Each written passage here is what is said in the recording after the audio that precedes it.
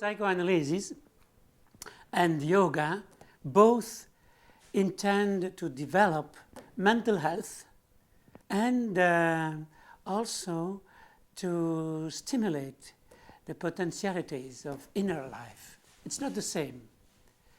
So there are parts of psychoanalysis which concerns people with problems, angoisse, anxiety, or nevroticism. And at that level, yoga, it's different. Yoga helps to feel the attention, to feel cognitive functions, to feel internal life, and also develops an health.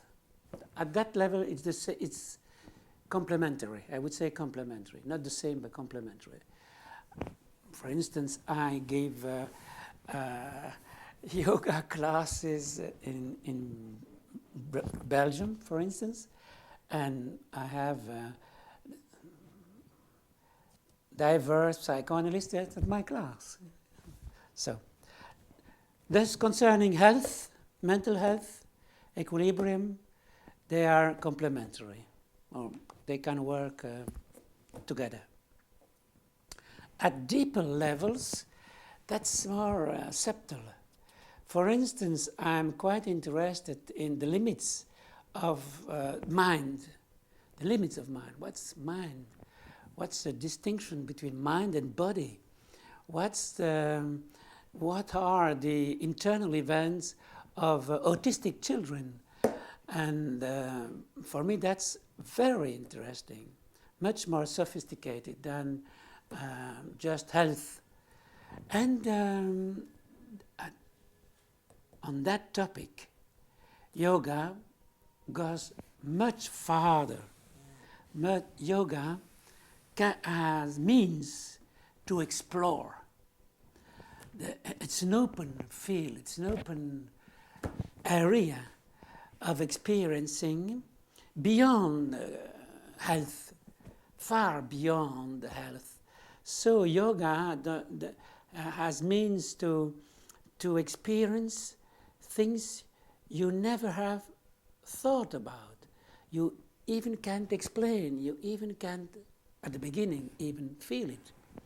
And there is another important difference between yoga and psychoanalysis. Yoga has also, that's important, a spiritual dimension. You don't have a spiritual dimension in psychoanalysis, neither concerning mental health, neither concerning the limits of thought or mind.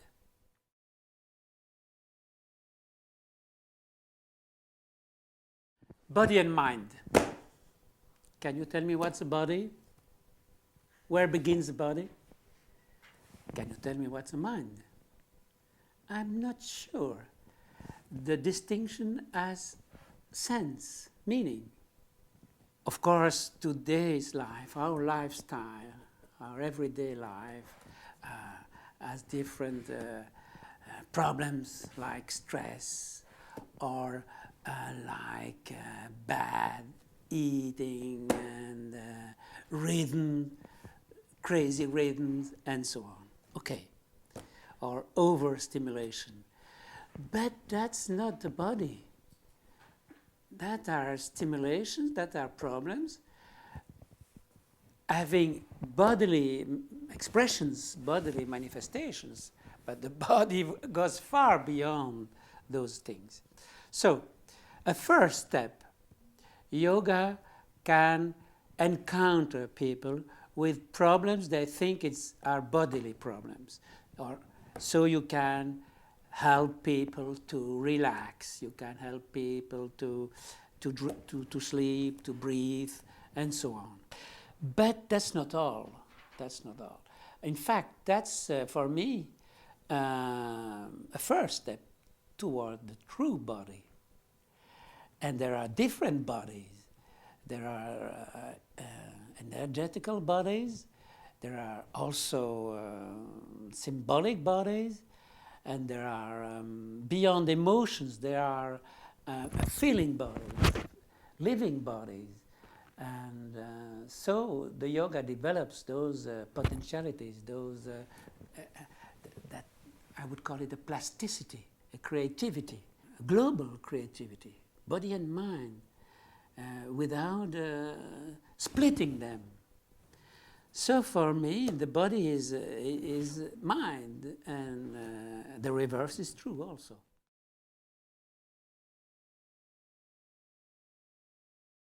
Yoga has diverse approaches of dreams. It's one modality of experiencing the internal world, yoga, and it's sometimes yoga uses dreams to influence them, to develop thoughts, symbols, to transform inner life with using dreams. That's one use. Another use, quite interesting, I call it lucid dreaming. That's something totally different from what does a psychoanalyst. So lucid dreaming, it's a way of letting the dreams come and experience them as deep as possible, truly, authentically, but remaining aware, remaining conscious.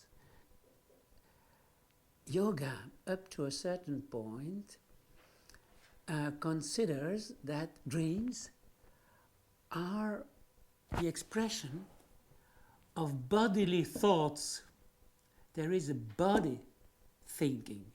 There are experiences in feeling, in bodily feelings, and those experiences are not explained, but take sense and create sense in dreaming experiences. I don't know if it's meditation, but with methods of attention, concrete exercises. Yoga can go deep inside the inner world and experience something which appears to be a dream, as if it were a dream, but without content, without images, without a story, without a narrative. It's just a white dream. It's just the experience of, I would say, lucidity. It's the inner light. It's the light of consciousness without events, even without emotions. And that experiencing light in a state within the first approach seems to be a dream, it becomes an open field of experience, going beyond the dream, going beyond, even beyond the mind.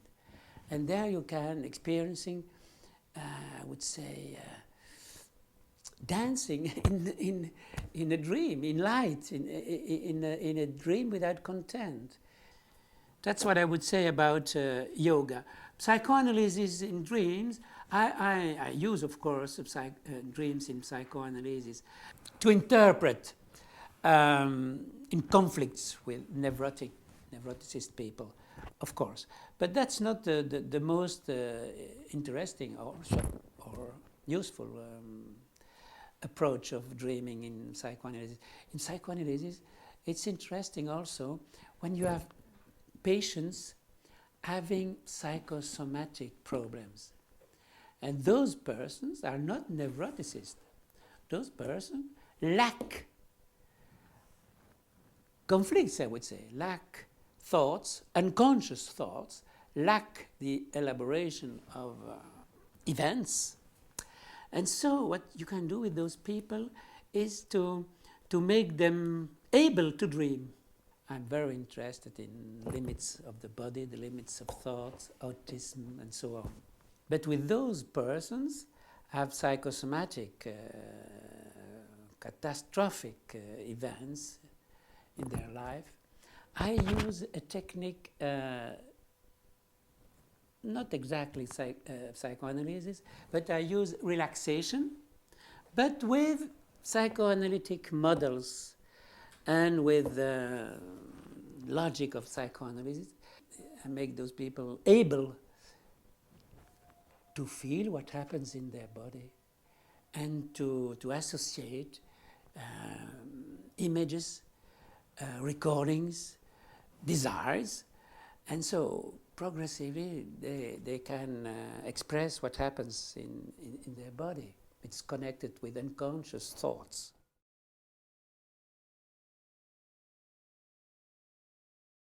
If you're talking about everyday life pain, or if you are talking about chronic pain, or about enormous pain, like people dying, like people having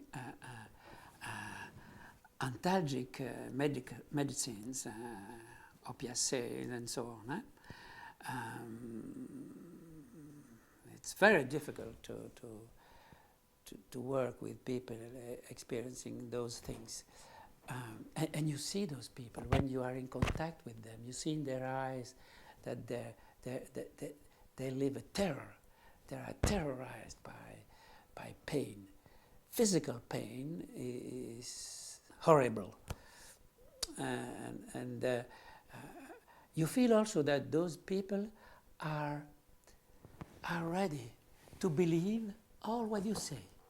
You could easily say whatever you want, and they would follow you. They need an omnipotent therapeutic intervention because they suffer too much. It's impossible. So what I do with those people is establishing a contact, and also I try to